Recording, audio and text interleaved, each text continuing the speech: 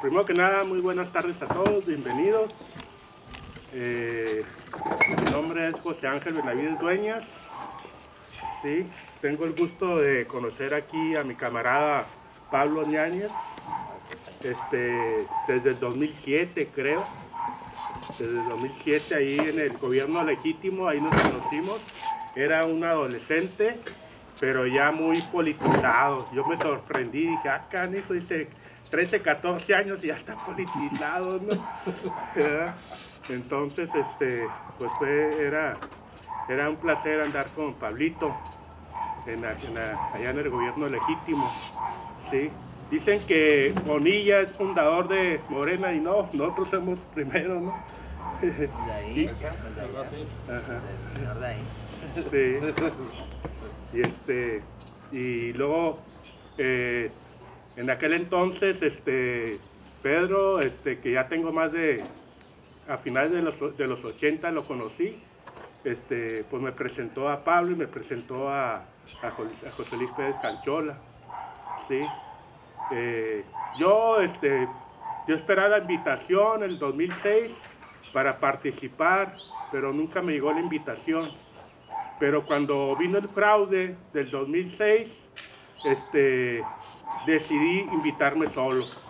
Entonces busqué el contacto, y el contacto fue Pedro López Solís, ¿no?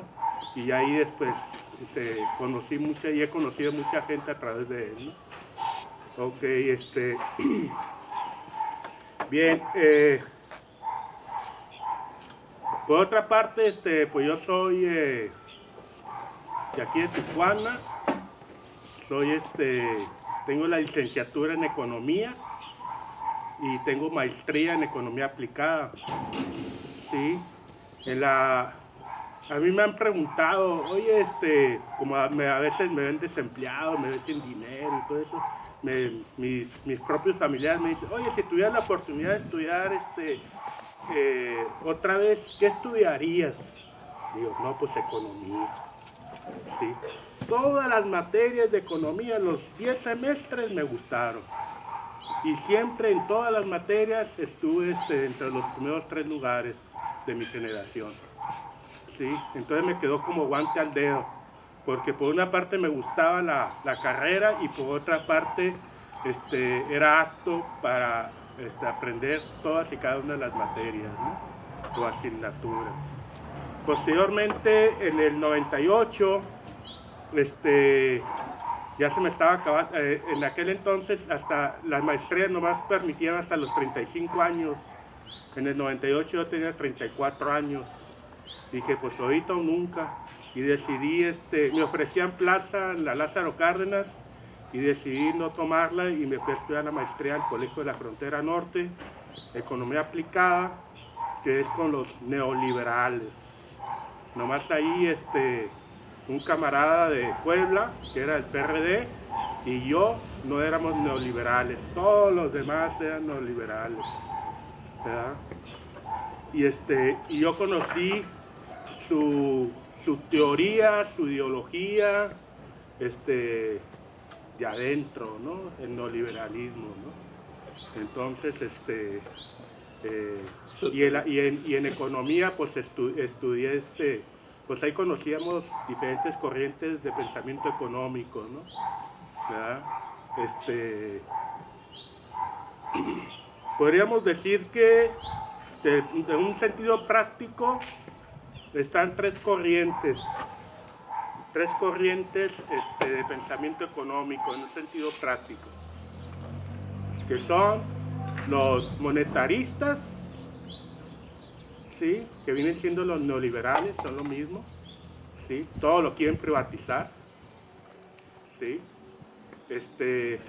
A la cabeza los teóricos son Milton Friedman y Hayek, ¿sí? En el punto intermedio están los keynesianos y los neokeynesianos, ¿sí? Y hacia la izquierda revolucionaria, pues está la corriente marxista, ¿no? Los tres grandes, ¿no? Marx, Engels y Lenin, ¿no? ¿Verdad? Entonces, yo creo que la 4T se centra en el, aunque con muchas diferencias, es a la mexicana, ¿no? Pero se centra en el keynesianismo, ¿no? Donde por una parte, no estoy de acuerdo que todo se privatice, pero por otra parte no estoy de acuerdo en que todo se nacionalice y desaparezcan los empresarios, ¿no? ¿Sí? Cuando surge el capitalismo, los empresarios o los capitalistas eran revolucionarios, los burgueses, pero hoy en día son reaccionarios. Y con todo conocimiento de causa, yo les puedo decir que hoy en el siglo XXI, no nos hacen falta los empresarios. Nos hace falta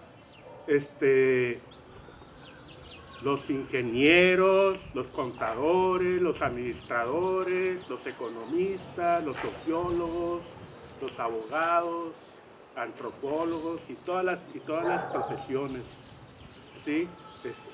Científicas y duras,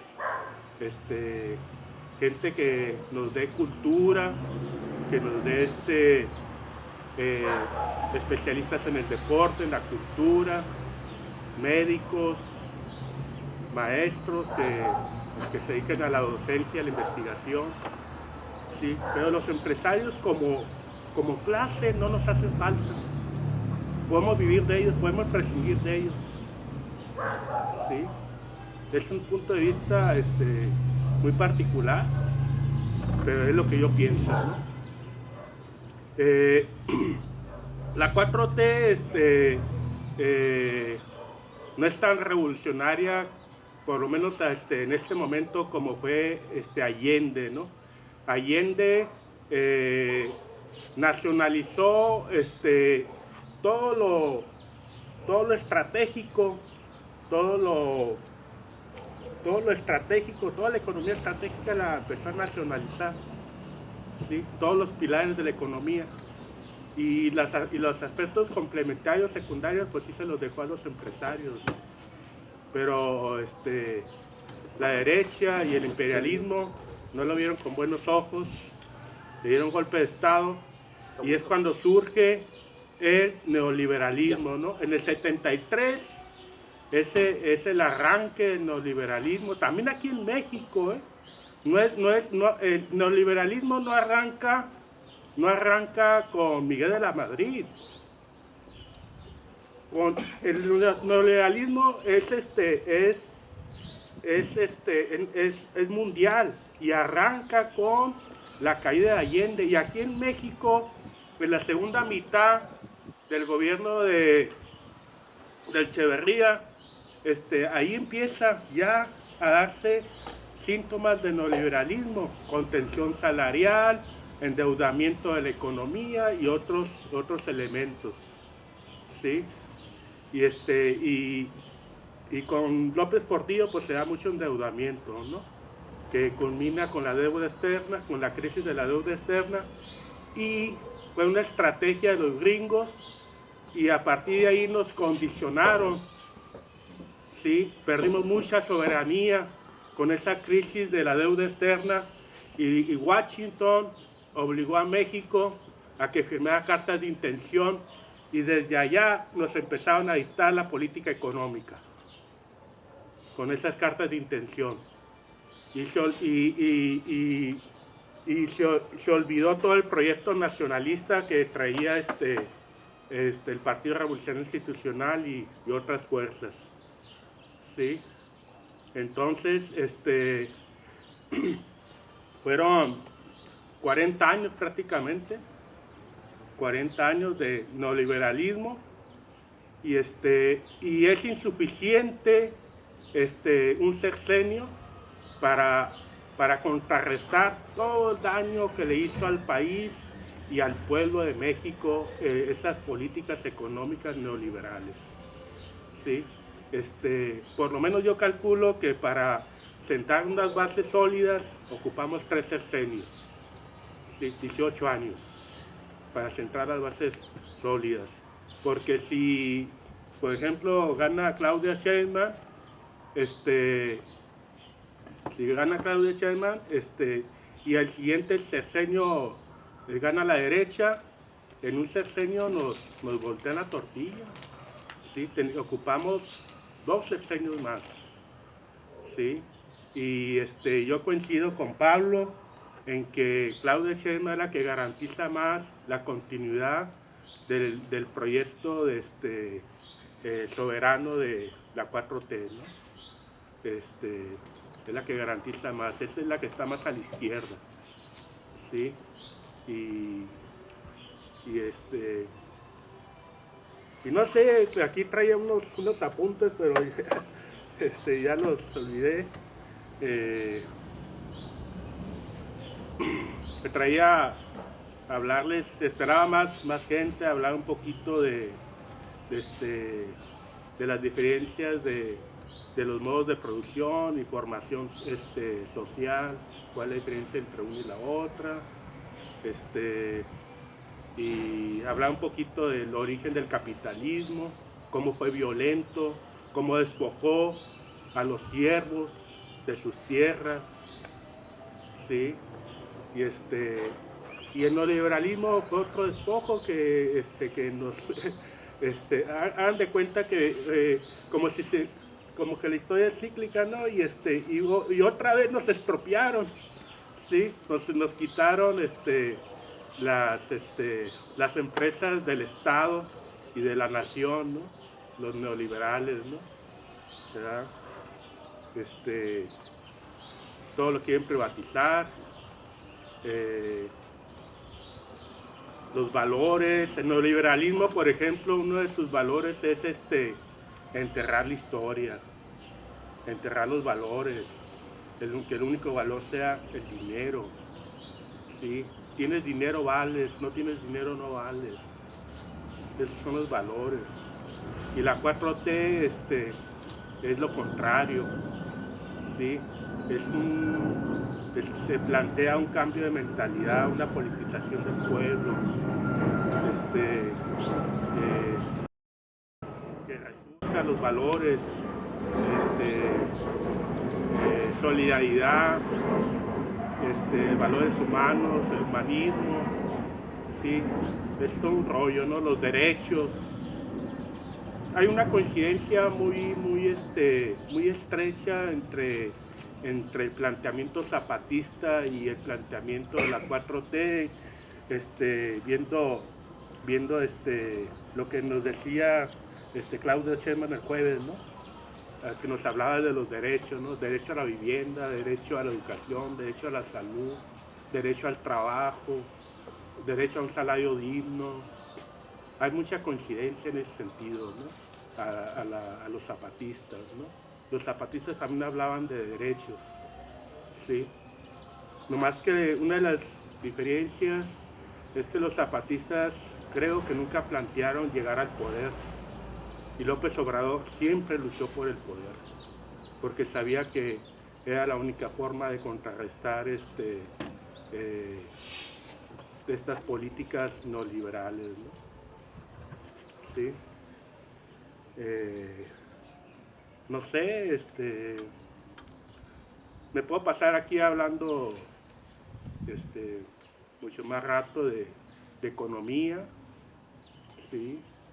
Como Benavides, usted que está moderando, yo quisiera escuchar al maestro José Luis Pérez Canchola antes de que intervenga Pablo, por supuesto que va a clausurar, y antes de que llegue la columna revolucionaria de Claudia, sí. Y desde luego a los compañeros. ¿Sí? Si Claro que sí. uso la palabra y luego clausura Pablo.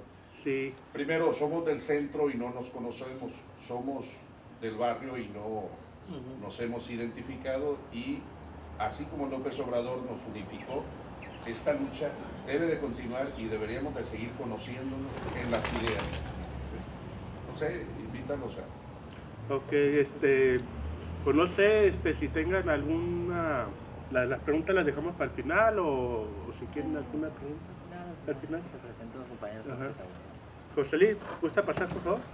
No, ¿De ahí? No, pero no hay mucho que agregar, todos sabemos lo que está sucediendo. En todo caso, lo que yo insisto en las reuniones es preocuparnos por propuestas sobre la frontera. Es decir, tenemos un conflicto fuerte, grave, sobre todo en nuestro estado. Yo pongo en la mesa el tema de violencia. Ocupamos el primer lugar en corrupción de menores a nivel nacional, Baja California. No se ha hecho nada sobre eso. Yo creo que más allá de la política general, tenemos que preocuparnos de nuestra comunidad. Y Baja California y Tijuana, ustedes lo saben, todos lo vemos cotidiano. ¿Qué proponemos al siguiente gobierno para que se atienda con más constancia y más puntualidad los problemas del norte? Es decir, los estados fronterizos aportan grandes cantidades de recursos al centro. En este momento, por ejemplo, mi tema es migración, derechos humanos y migración. En este momento hay 5,000 migrantes en los albergues, sin agua, sin alimentos, sin ropa, sin medicinas. Se canceló el fondo de migralidad. Yo creo que proponer que se reabra el fondo de migralidad.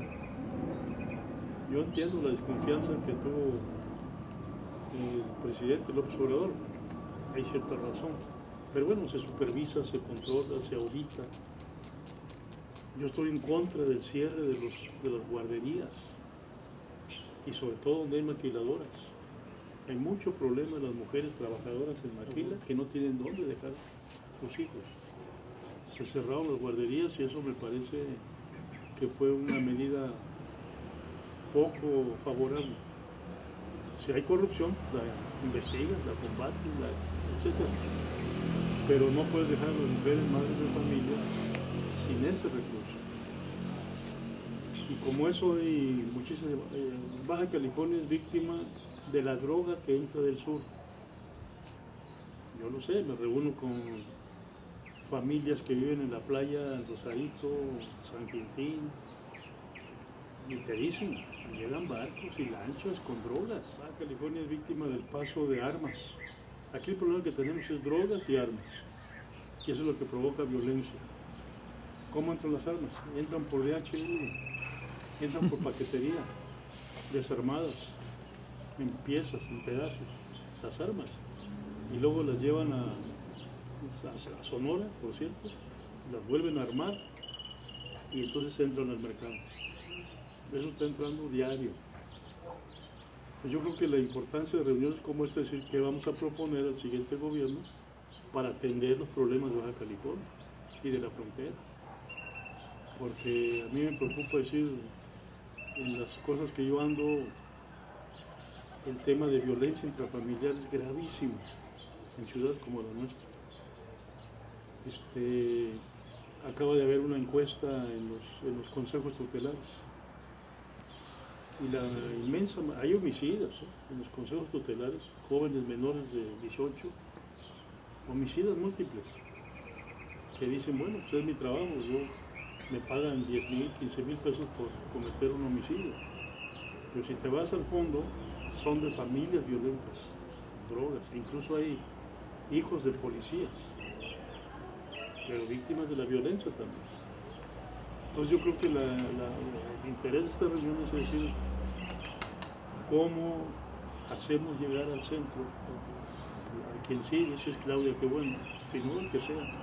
Yo estoy por Claudia, pero al final de cuentas quien sea del movimiento, antes de que lleguen los de la derecha, como tú dices. Pero también no se trata nada más de apoyar y aplaudir y votar, sino decir qué vamos a hacer, qué propuestas tenemos como comunidad. Y en ese sentido, aquí tenemos situaciones muy graves de afectación psicológica sobre generaciones por la violencia, desintegración familiar, y eso se reproduce en términos de delitos, drogas, crimen. Es más, yo estoy en el Consejo Municipal de Seguridad, aquí con el secretario de Seguridad. El último informe que nos dan está cada semana. Son 10, 15, 20 menores, 12, 14, 16 años, repartiendo droga, entregando droga en domicilios. La policía se da cuenta, lo detiene y ¿qué dicen? Mi mamá me la dio para llevarla, mi mamá me la dio para venderla, mi mamá me la dio para el señor tal. Cuando llegamos a esos niveles, esto es caótico. Cuando las madres usan los propios niños para poder repartir droga, pues es por recursos, por sobrevivencia.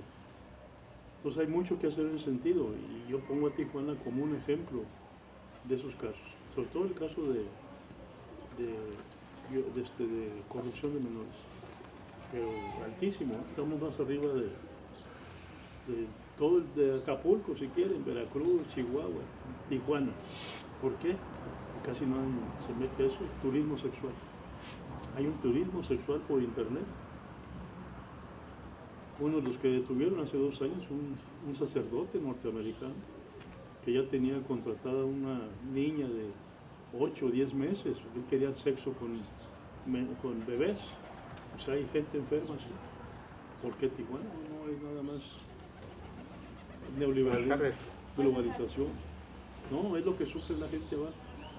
Pues yo lo dejo ahí nada más, creo que el interés de estas reuniones es decir qué vamos a proponer frente a estos problemas, cómo asegurarnos de que llegue a oídos del próximo candidato y se haga algo al respecto. Claro.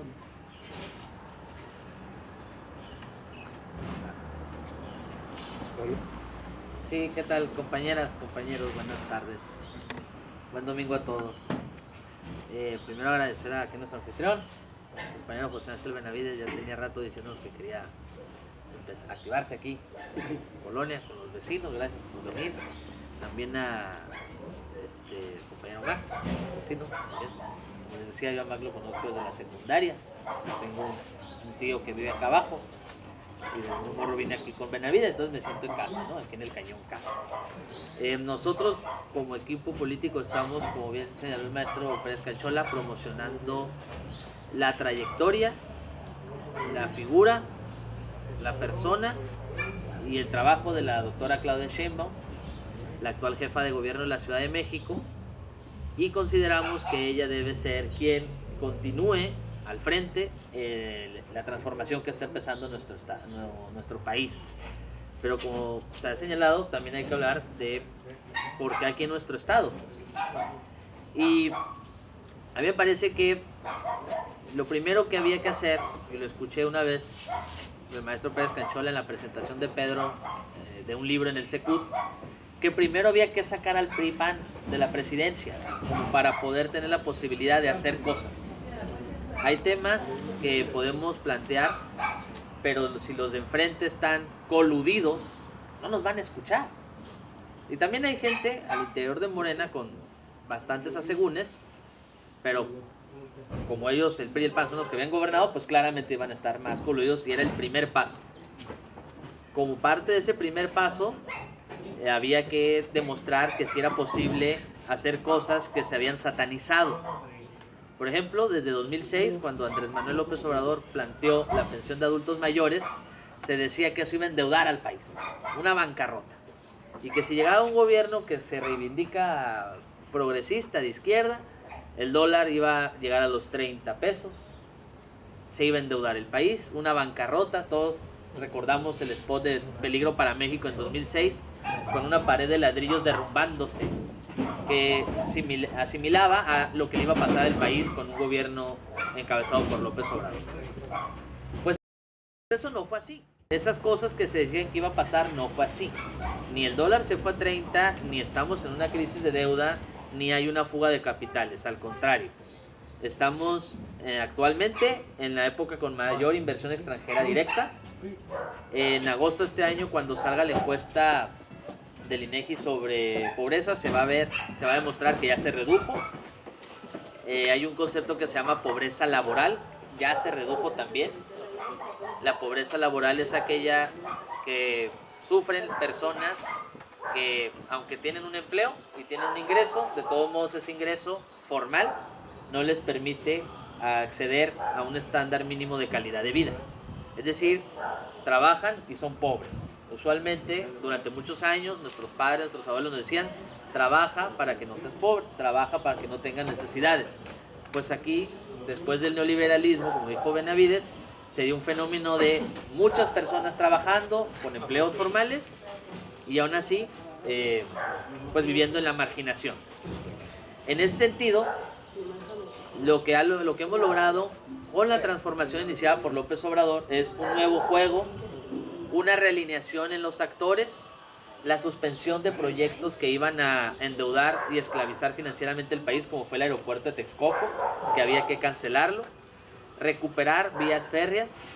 Los trenes fueron privatizados en los 90, con López Obrador va a haber otra vez tren de pasajeros, es decir, si lo pudiéramos resumir en un concepto, la tarea de López Obrador era recuperar a la patria para el pueblo de México a través de la vía democrática y que las elecciones se convirtieran en un mecanismo eficiente para lograr impulsar cambios políticos. En México sufrimos el fraude de 2006 con López Obrador, antes el fraude en el 88 contra el ingeniero Cuauhtémoc Cárdenas, es decir, la vía democrática en México para impulsar la transformación estaba cancelada. Con la victoria de López Obrador se logró que la vía democrática sí sirva, sí valga la pena. Sin embargo, una vez logrado eso, que para mí va a ser el legado más importante del actual presidente, una vez que hemos recuperado la patria y que la vía democrática sí puede servir para impulsar cambios, pues tenemos que preguntarnos hacia dónde va a ir esta transformación. Porque hay un sentimiento nacional inmensamente mayoritario. ¿Y cuál es el sentimiento? Que no regrese el PRI y el PAN. Pero pareciera que no está igual de claro cuál debe ser las siguientes tareas del siguiente sexenio y del siguiente periodo. No lo quiero agotar en un sexenio porque también hay cosas que hacer en lo local, pero bueno, este es un país presidencialista desde la época de los mexicas, basado en el Tlatoani, posteriormente en el virrey. Y decía Giovanni Sartori, yo sé que a los mexicanos no les gusta mucho o hay mucha crítica al presidencialismo, pero este es el sistema que ustedes conocen. Entonces intenten tener un buen presidencialismo. En Chile intentaron dejar el presidencialismo y ser gobernados por el parlamentarismo, como en Europa, y cayó la república parlamentaria. Entonces, este es nuestro sistema de gobierno, hay que ponerlo al servicio de la gente. Y ahí es donde viene la pregunta de qué tipo de transformación queremos. ¿Qué queremos que sea prioritario? ¿Qué queremos que se le haga énfasis? Porque hay quien pudiera decir, no, pues hay que atender a todos, pero el presupuesto nunca alcanza para todos. Y no en la misma cantidad, no en la misma intensidad, porque no puedes arreglar todos los problemas de todos al mismo tiempo, tienes que priorizar. En ese orden, a mí me parece que la doctora Sheinbaum, como fue jefa de gobierno, ella nos ofrece una forma de gobernar que podemos contrastar. También pasa con otros compañeros, como el canciller Marcelo Ebrard, que también fue jefe de gobierno de 2006 a 2012, y en cierto sentido también tiene otro ejemplo el secretario de Gobernación. Adán Augusto López Hernández fue 3 años gobernador de Tabasco. Él tiene una experiencia de gobierno que creo que las personas que lo apoyan no lo mencionan mucho. Mencionan su trabajo como secretario de Gobernación, pero él al frente de un gobierno, ¿qué hizo en Tabasco? Es con lo que deberíamos de evaluar. El senador Monreal fue gobernador de Zacatecas, en otro México, hace ya más de 20 años, pero digamos ahí tiene sus prioridades. En cambio, el diputado federal, el compañero Gerardo Fernández Noroña, no ha tenido experiencia de gobierno, así que no lo podemos contrastar en la experiencia de gobierno. Y en el caso de la doctora Sheinbaum, ella ha impulsado una serie de transformaciones en la Ciudad de México, que podemos obviamente mencionarlas, pero que a los que estamos aquí, muchos presentes, nos hace pensar que es el camino que necesitamos aquí.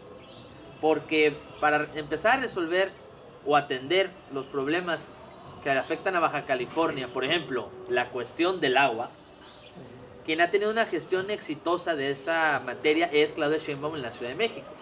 En muchos servicios del agua, por ejemplo, la cobranza del agua estaba privatizada. Claudia la desprivatizó y recuperó el control de la gestión del agua para el gobierno de la Ciudad de México. Hay zonas de la Ciudad de México, por ejemplo, Iztapalapa, que todos sabemos los problemas que tiene, donde el gobierno de la Ciudad de México se metió en todas las colonias populares y creó algo que se denominan los pilares, que son puntos de inclusión laboral, económico, centros de desarrollo comunitario, donde precisamente se atienden los temas de los que hablaba el contador Pérez Canchola. Se va de casa en casa, se buscan los problemas familiares y se invita a los niños a que vayan a cursos, a talleres, a las madres, para que puedan allegarse de otro tipo de recursos, tengan otros oficios, para que puedan generarse otro tipo de ingresos. Es decir, más allá de hablar de una política en concreta, sí se necesita más presencia del Estado. Pero entendiendo el Estado no solamente como policías, no solamente como militares.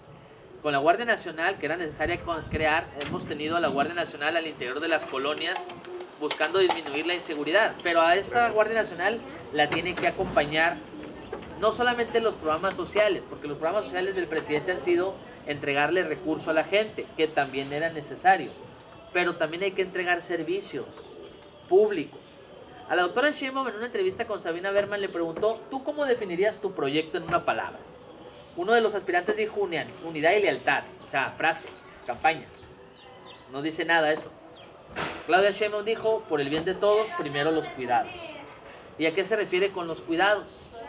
Pues atender a los adultos mayores, atender a las personas con discapacidad, atender a las infancias, a todos los adultos mayores que necesitan pues, no solamente una beca, que sí se les está dando, necesitan un seguro médico, necesitan educación, necesitan salud, y eso lo tiene que proveer el Estado, pero al interior de las colonias, porque si algo produjo el neoliberalismo, y por eso es importante que lo mencionara José Ángel, fue la descomposición de nuestras sociedades, y enarboló una idea de sociedad basada en el individuo, donde los problemas del vecino no son nuestros problemas.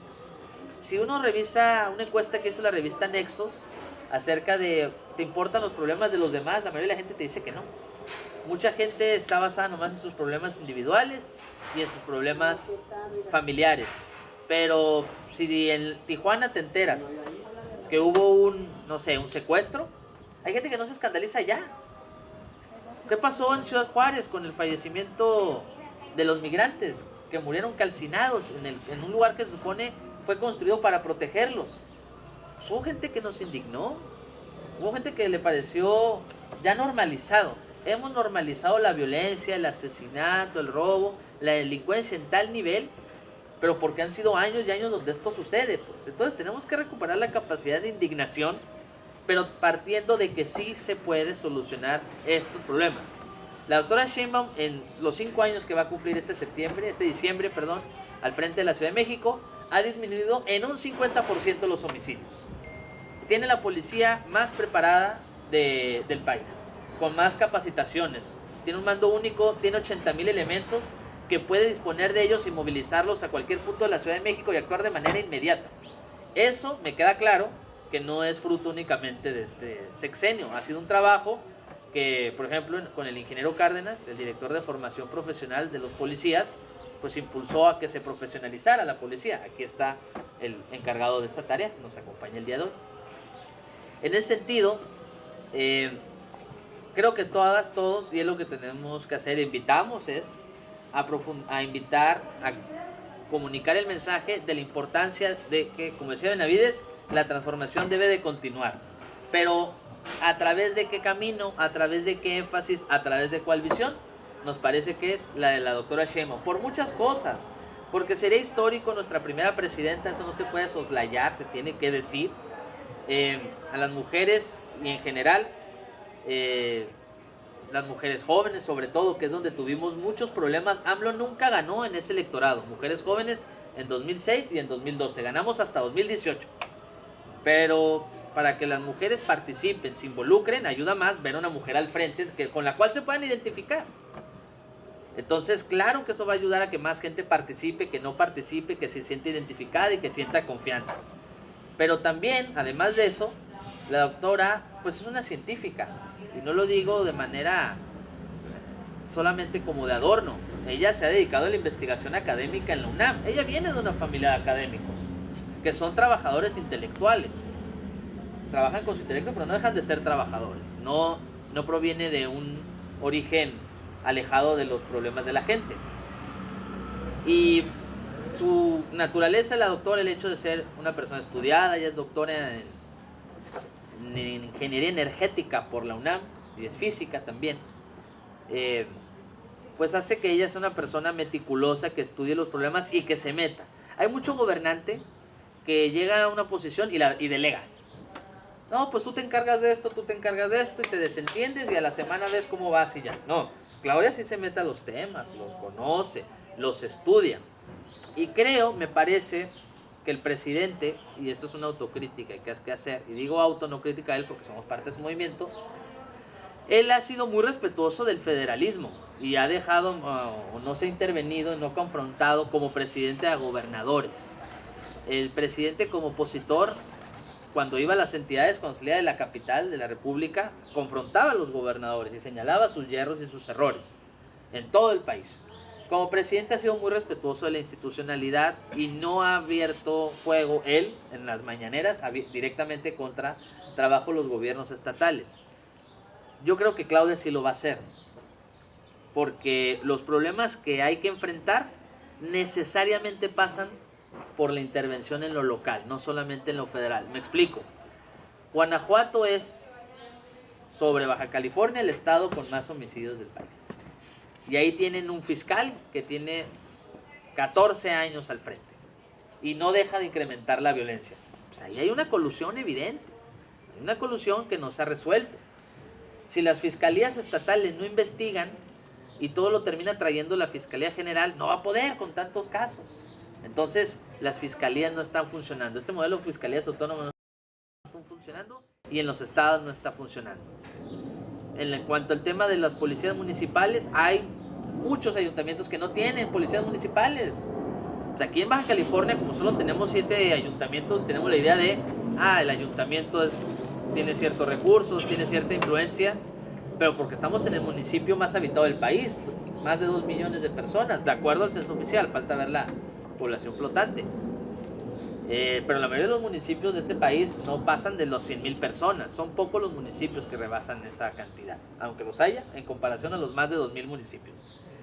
En ese sentido, la invitación y el propósito de estar aquí es pues reforzar y manifestar la necesidad que haya, que continúe la transformación, pero que sea a través de un camino donde no nos desviemos y le apostemos todavía más a la izquierda.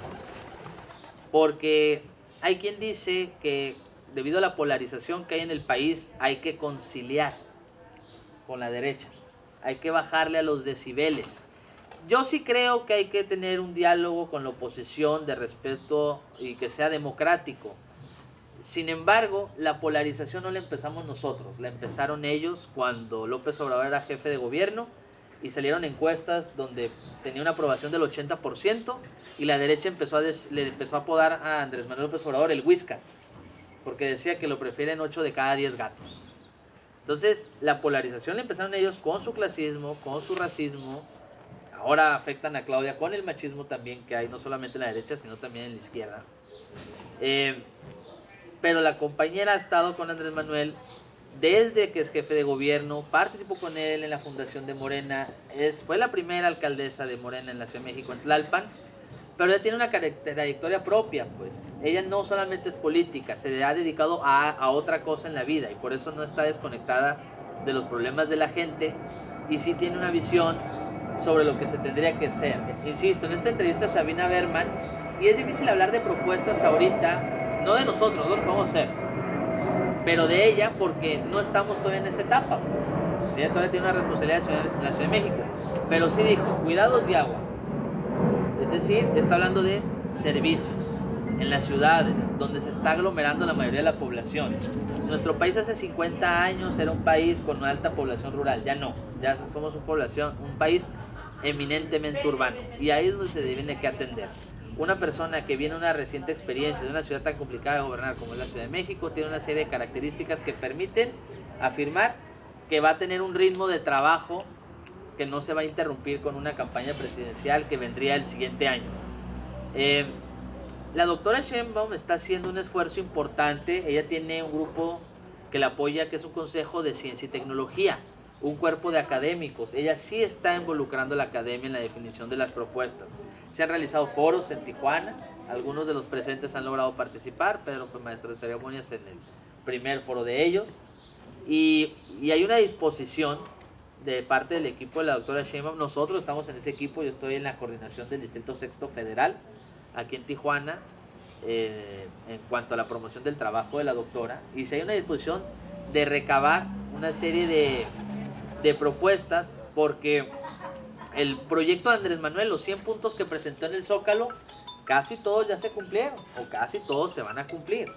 Los proyectos de infraestructura que iba a hacer, los hizo. Los programas prioritarios, los hizo. Los resultados de disminución de homicidios, ya hubo disminución desde el año pasado y va a mantenerse. La reducción de la pobreza, va a haber en agosto los nuevos números y ahí va a salir que sí se ha logrado, pese al COVID. México es el segundo país del mundo con la menor tasa de desempleo. Estamos prácticamente en pleno empleo. Aquí en Baja California, pueden preguntar en las maquilas, faltan trabajadores. Hay un déficit de trabajadores. Es decir, hay más trabajo que trabajadores en nuestra ciudad. Pero a nivel mundial, el país con menos desempleo es Singapur y el segundo, México. Eso significa que el país va bien. Pese a lo que ha estado diciendo la derecha, hay que preguntarle a la gente abajo cómo va el país y va a haber otras respuestas. Entonces, no me quiero alargar, solamente mencionar que, como dice el maestro Pérez Canchola, es importante que acerquemos propuestas, que se generen esos mecanismos, pero para que eso se logre, no solamente tenemos que hacerlo, sino tiene que haber alguien enfrente que esté dispuesto a ello, que tenga una visión participativa de los problemas, que no crea que solamente desde el gobierno o desde el experto o desde la plática con los actores de peso se van a poder resolver. Hay que escuchar a la gente es la que vive los problemas, la gente es la que sabe, la gente es la que los sufre y te puede señalar. Una vez un servidor público me contó en el Ayuntamiento de Tijuana que le pedían unos documentos y la persona que estaba antes en esa responsabilidad, en lugar de firmarlos con su mano, imprimían su firma. Y esta persona me contó que primero, antes de firmar, que sí hacía los documentos, pues hablaba con la gente para preguntarle cuáles eran sus problemas y te escuchaban. Y eso te permitiría tener un diagnóstico. Entonces, si no tenemos a alguien al frente de la transformación que esté dispuesto a escuchar hasta las personas ubicadas más abajo en la pirámide social, que estén en lo más profundo, a las personas con los mayores problemas, pues no se van a poder atender. Y aunque podamos proponer, si tenemos a alguien al frente de la transformación con una visión elitista, pues no va a escuchar. Entonces, por eso es importante, y no es que uno sea más importante de los dos, tenemos que hacer ambas vías, tener la capacidad de proponer, tener la claridad sobre los problemas y asegurar que a quienes les lleguemos la propuesta involucren a la gente en la resolución de los problemas, pero también involucrarlos en la agenda de gobierno. Yo creo que esto, José Ángel, te pido que no sea la primera ni no sea la última reunión aquí en el Cañón K. Es domingo, es día familiar, la gente tiene que convivir con su familia. Los trabajadores en este país no trabajan 5 días a la semana, trabajan 6 o 7.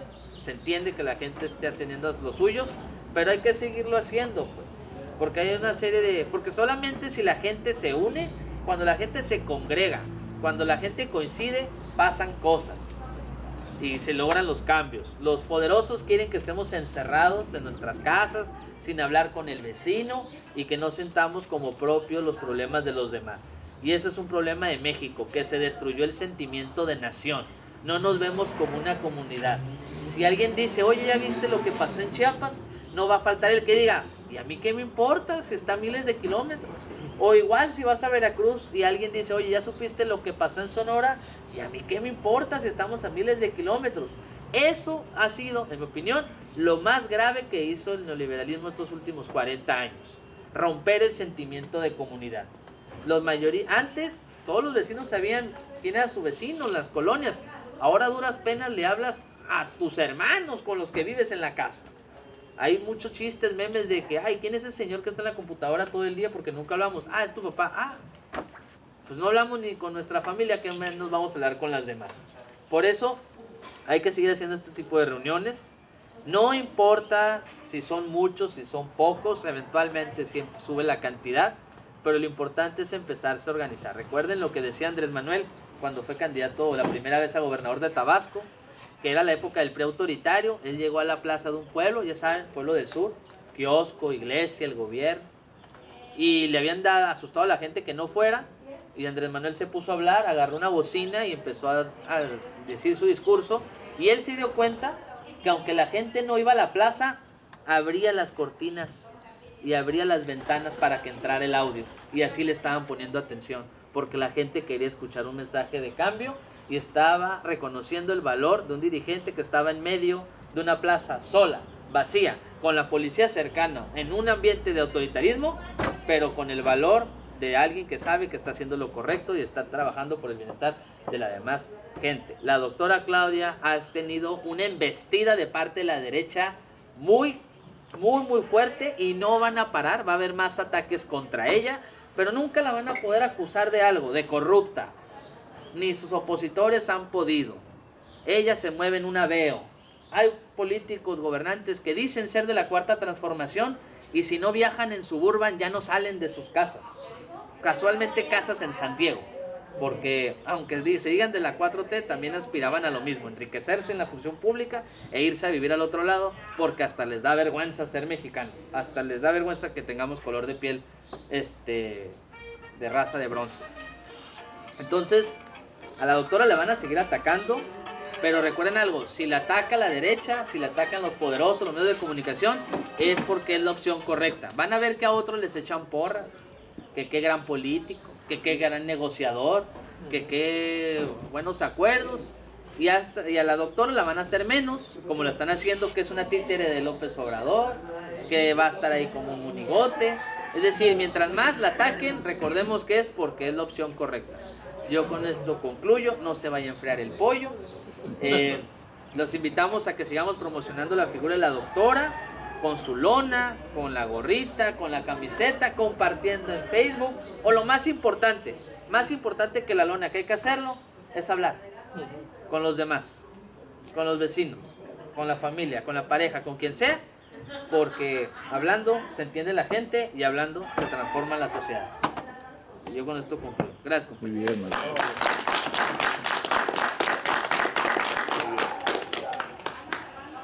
Bien, Muy bien. ¿le entramos al pollito o quieren hacer alguna pregunta? Nada más un detalle. Me parece importante esta parte que señala Pablo de la desinterés, falta de solidaridad entre unos y otros. Pero hay razón que está expresada por los sociólogos hace 200 años. Cuando una sociedad pasa largos periodos de crisis, se individualiza.